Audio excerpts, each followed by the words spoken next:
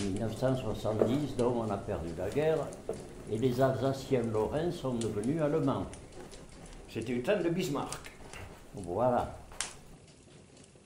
Alors, en 1914, pour éviter les désertions, ils ont envoyé tous les Alsaciens lorrains sur le front de Russie. Naturellement, il y a eu des désertions, dont mon père. Et il y a eu une colonie d'Alsaciens lorrains qui est venue ici à Luchon. Alors, les choses se sont passées de la façon suivante, donc. Il y a eu donc plusieurs Alsaciens lorrains qui sont venus ici, dont mon père. Oui. Mon père était infirmier. Il était infirmier en Allemagne. Il était sur le front de Russie. Il s'est évadé du front de Russie, mon père, avec une cuisse, une balle qui lui avait traversé la cuisse, et il se l'a ramené comme ça, et il a passé 3 jours sous un train jusqu'à Archangelsk en Norvège. De Norvège, il est parti en Angleterre. Et d'Angleterre, ils les ont envoyés, les Alsaciens-Lorrains, en France. Mais pas question d'aller faire la guerre aux Allemands, parce que s'ils avaient été pris, ils auraient été fusillés. Voilà. Donc c'est comme ça que mon père a abouti à Castillon en tant qu'infirmier. Et il y avait les travaux du lac d'eau, du tunnel du lac d'eau. Oui. Et il faisait le médecin pour toute la vallée, là, de ce côté-là. Voilà. Et puis après, il s'est marié avec ma mère, donc. Et vous avez, comme ça, il y a, donc, et c'est assez curieux, on m'a posé la question, on m'a dit comment se fait-il que ce soit un nom crampé. Et d'après mon père, ça serait un Pyrénéen qui se serait marié en Alsace.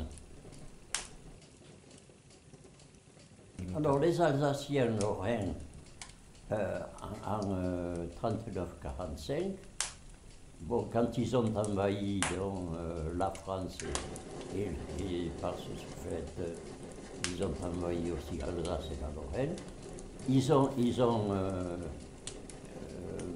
mobilisé les jeunes qui sont partis sur le front de Russie. Et nous avons eu un peu la même histoire.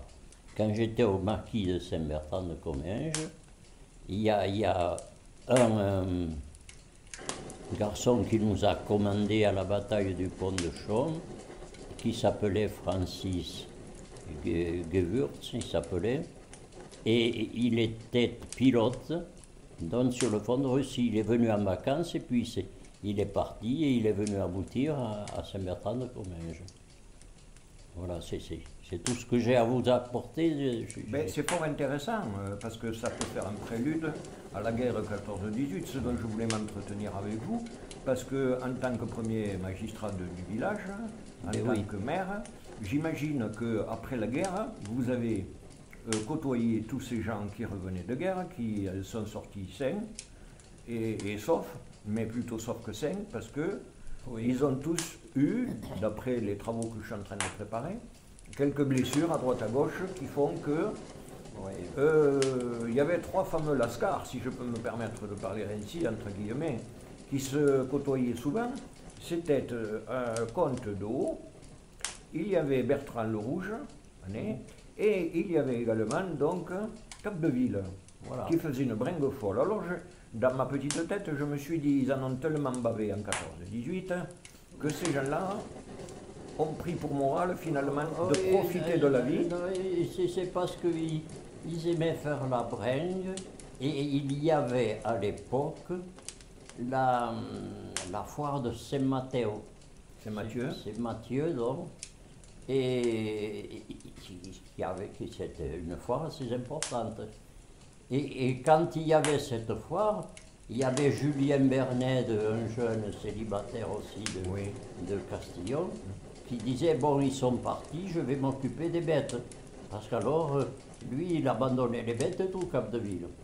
Alors, il faisait la chose suivante, ils venaient à la foire ici, ils faisaient leurs affaires, ils vendaient les bêtes ou ils ne vendaient pas, ils allaient manger chez Larieux, là, ensuite ils montaient chez Sangaï, à l'auberge de Navarre. À l'auberge de Navarre, chez Simone. Après, il montait chez Founder, où il passait juste. Non, il n'allait pas chez Founder. Il passait une nuit là. Ensuite, il partait à Haut. Et là, ils allaient passer une autre nuit à Haut. Et puis ensuite, ils revenaient encore passer une nuit chez Simone. Et finalement, ils se raccompagnaient mutuellement. Voilà. Ça devait durer. Ça durait 48 heures à peu près. C'est pour ça que Julien Bernet se sentait obligé de soigner les bêtes. Et oui, pour la force des choses, elles auraient crevé au pied du... C'est tout ce que j'ai à vous dire, moi je n'ai rien d'autre. Oui, mais vous avez...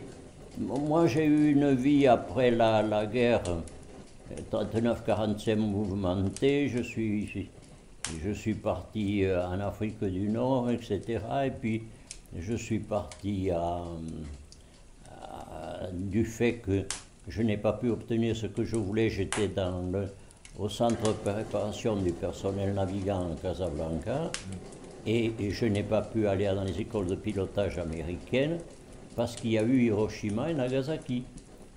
Vous me l'avez très bien expliqué dans le livre précédent. Voilà. Vous m'avez bien expliqué cette phase-là. Voilà. Vous avez été en fait, vous êtes monté à Castillon, vous avez été maire, à quelle période?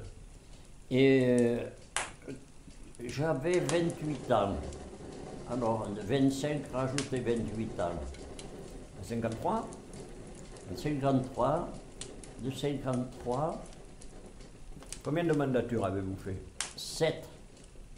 6 x 7, 42. Donc, oui. Quand vous êtes élu maire, oui. Donc vous avez des administrés, notamment ces personnes qui ont fait la guerre. C'est eux d'ailleurs qui sont venus me trouver. Pour vous présenter maire. Pour me présenter maire. Oui. C'est Capdeville peut-être qui est venu vous voir. Oui, c'est Capdeville. C'est Capdeville, oui, ma mémoire est bonne. Oui, c'est Capdeville qui est venu me voir, oui. Et qui m'a dit, on veut que tu sois maire, etc., etc.